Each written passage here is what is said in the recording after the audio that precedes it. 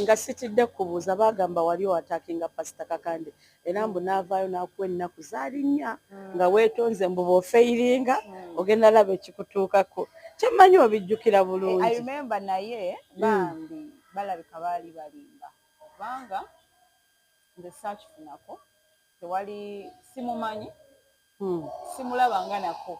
Ani gw'otamanyi?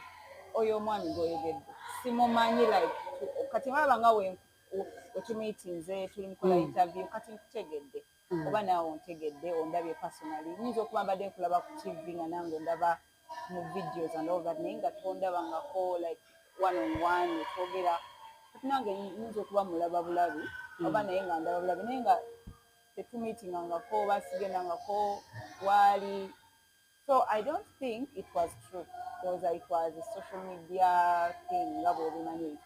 Nenga wafunako threat zonna okuva eyo ku chat. Sirina neemu bweti tobalaba nkugamba nti nenga wabiwulira. Nabiwulira but it was not true. For example nze nyinza okukola ekikyamu kati bwe mba ntya Katonda asobola okunnumiriza kubanga tuli myoyo so Katonda asobola okuba ate engeri gy'annyumiriza n'agamba you know what you did something wrong to your area. Repent, make things right. Nenzija nenkola ki nenkwetonera naye omuntu yenna nga talinamu fear ya Katonda ntya nnyo okumusembeza in my life kuba mba mmanyi asobola okunkola ekintu kyonna sina nagyo muloopa sina nakye ngenda mugamba kugamba njagala nnyo omuntu atya Katonda. That is number one. Ekyokubiri of course ekyo nkimanyi kyolinza okuwulira of course yeŋŋamba ekyendabika olina okuba nga omuntu yenna bw'oba nga weefaako oba olabika bulungi. Kati nze nina kyemmanyi nti tewali muntu mubi okuggyako nga teyeefaako teyeerabirira. So olina okuba nga omanyi okwerabirira olina okubeera nga of course olina okuba nga oli mukozi kuba nange ndi mukazi mukozi so you don't expect me okugenda ewantu nga gwe toyagala kukola ate nga nze njagala okukola so mba njagala energy ng'emachinga. Akasente nga obadde okibuzaabuliza mu kukola si kubuzaabuza but nze kyemmanyi kati nze ondaba I believe tewali sente zesobola kufuna.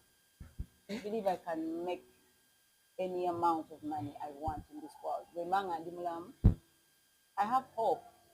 Okitegeera so tosobola kugamba nti ajje nga ali bwati ngoba alina this amount of no sente bakola nkole kasita banga ayagala okukola ng'ate alinamu ne ku magezi kubanga omuntu akola olina okubeera nga oli smart okozesako ku magezi bw'oba otya Katonda byanguwa.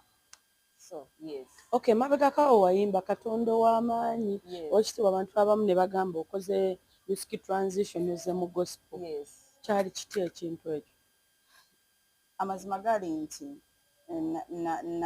njagala nnyo Katonda so mwagala nnyo era the time eyo ndowooza gye walowoolezaamu I think waliwo time eyatuuka ne ngamba no let me give my life back Christ kubanga ebintu by'ensi eno bw'obitunulamu bitumaliramu bwereere ate wano si tugenda okubeera paka so olina okubeera ng'olowooza ku bulamu bwo obwa wano ng'ate n'obw'omu maaso obulowoozako kubanga one day sobola okuba nga siriiwo naye ate ndazeewa so I have to prepare for my life after here so ekyo bayinza okuba tebaakulimba netunuulira nenekuba muto kinengamba no I really need God in my life. I have to love God. This is me. Yes. So walokoka? Yenyabo. Osabira wa Musumbani? Sabira ku pastor wange wano ali ku Budget Center of Revival. Then nina n'abantu bangi oba like I have so many ministries, not so many, okay, I have a few ministries that have inspired me naye nga they are not in Uganda. Okay. Kati, what was the story behind Wafuuka Muyaye? Muyaye Oluyimba luno basically lugamba, who is your role model? Me?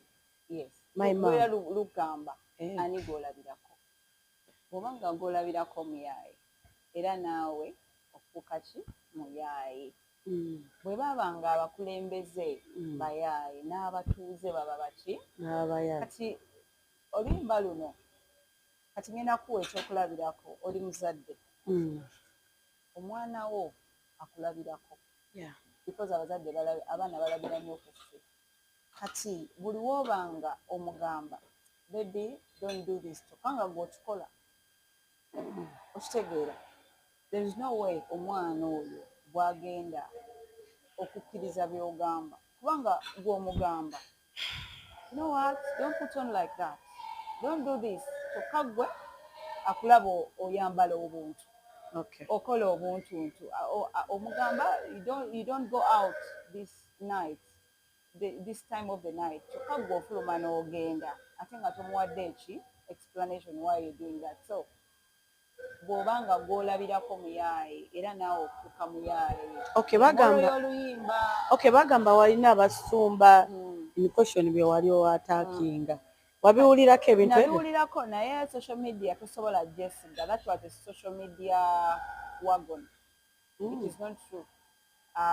Of course lwali luyinamu message ekwata ku muzadde, ekwata ku mukulembeze, ekwata ku basumba, ekwata ku ffenna abantu ba bulijjo. Kati oli we yawuliramu paati ya pasita n'agamba, yabadde agamba pasita gundi, but seriously I was not meaning any pastor. Okay. Yes.